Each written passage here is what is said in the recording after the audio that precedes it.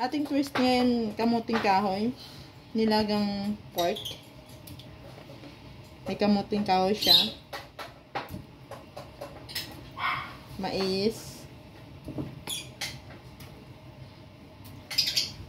At saka ito, patatas and cabbage. So, mamaya na natin yan ilalagay.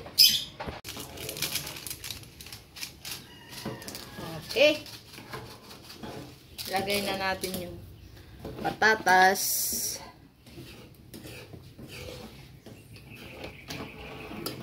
At saka cabbage. Masarap ng kamote, oh. Kamuting kahoy. Oh. Yan.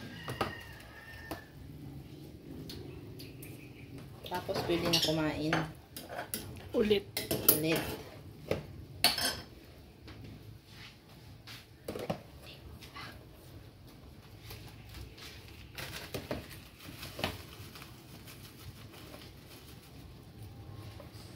Ayan.